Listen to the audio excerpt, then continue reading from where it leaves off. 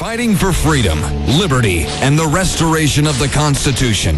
The Patrick Riggins Show. Call in now at 865-243-8255. That's 243-TALK. And now your host, Patrick Riggins. Welcome back. How much longer? Welcome back to the Patrick Riggins Show here on the Libertarian Lighthouse Radio Network, broadcasting live from the plush, luxurious studios of WNOX on Kingston Pike in Knoxville, Tennessee. I can hear Tori chuckling. No, it's a nice studio. Yeah, it is. It's a good studio. I don't know if they'd agree with me that it's plush, but... Yeah, I call it the aquarium because it's all glass, but... I don't have anybody... see people out there like right now. There's two people riding their motorcycles. What Tori would like to be doing. Yes. Not riding their motorcycle, but riding yours. Yes. All right. I'm not going back to Obama stuff. That stuff just gets beat into the ground every week. And it just drives you crazy to listen to. And we'll have more when he releases that budget. We'll talk about that a little bit. If it's not getting kicked around enough already in the regular media. But keeping in line with this budget story just a little, I ran across this from the Associated Press. NASA is planning for a robotic spaceship to lasso a small asteroid and park it near the moon for astronauts to explore. That's what a top senator said Friday. Now, the plan is the ship would capture a 500-ton, 25-foot asteroid in 2019. Then, using an Orion space capsule, a crew of about 4 astronauts would nuzzle up next to the rock in 2021 for spacewalking exploration. This was Senator Bill Nelson he's a Democrat out of Florida, and he said the plan would speed up by 4 years the existing mission to land astronauts on an asteroid by bringing the space rock closer to Earth.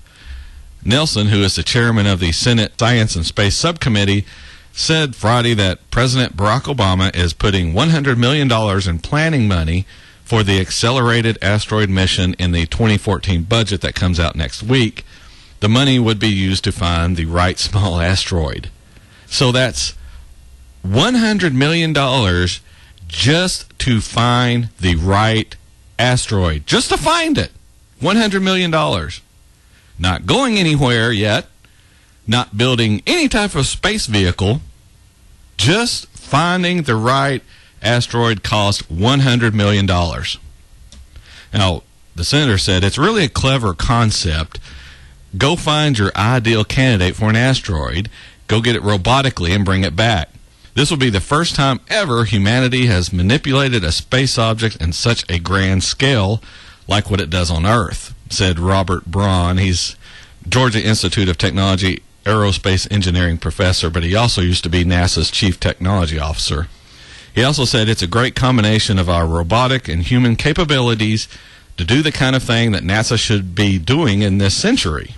Now, last week, the Keck Institute for Space Studies proposed a similar mission for NASA with a price tag of $2.6 billion. However, there's no cost estimate for the space agency's version.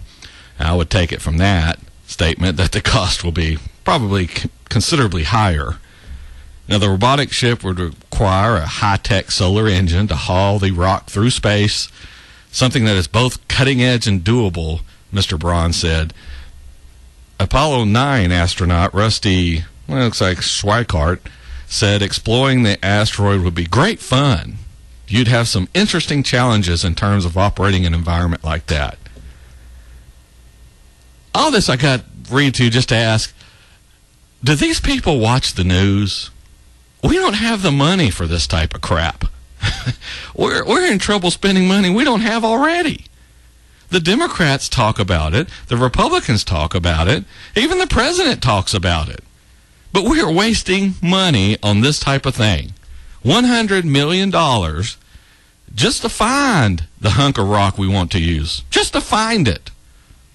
And cost estimates right now are at $2.6 billion. And when has the government ever come in, or heck, even at the cost estimate? Never. I'd go along with that. Never. This is just one project. One stupid thing the government is wasting money on.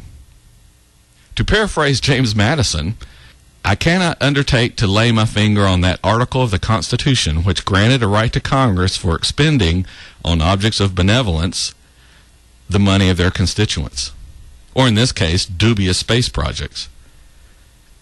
As I talked about on a past show, this is why I cannot go through and list waste in government, because nothing is ever done about it. Nothing. We cry and complain, and then vote the people approving this stuff right back into office. Why do we do that? Because the heck that the other guy or gal wins and gets into office. If that happens, we'll all run off the cliff. Here's a news flash. We're already off the cliff. We went off the cliff years ago. The solution now is to try and soften what is already going to be a rough landing. One real quick way to start turning all this around is getting involved. Yes, Patrick preaches this over and over. If you sit around and complain, if you don't make any effort to defeat these people voting for this stuff, nothing is going to change. And before you say it, putting the other party into office won't work. We've seen it. To use the analogy I just used, ban guns on campus, have a shooting, let's ban guns even more on campus. That's not going to work. They're already banned, and we had a shooting. You have to seek a different solution. Put Democrats in office, spending goes up. Put Republicans into office, spending goes up. We have to fix the problem of spending going up. Now let's see. We put the Democrats in, spending went up. We put the Republicans in, spending went up. Is the solution to put either one into office again? No! We have to try something else to fix it. The overspending grass stain is still on our clothes. We tried the Democrat detergent, it didn't work. We tried the Republican detergent, it didn't work either. So, do we go back to the Democrat detergent? Do we just try more of the Republican detergent? Maybe we didn't let it soak long enough. Maybe we used a wrong wash cycle. No, in all these years, I think we have exhausted all of the options these two parties offer. Neither one has worked nor is working. It's time to change what we're doing. It's time to start putting libertarians into office to see if they can fix things. Wouldn't you agree with that? Or as the president likes to say, most Americans would agree. If something isn't working, doing more of it isn't smart. It isn't the intelligent way to go about things.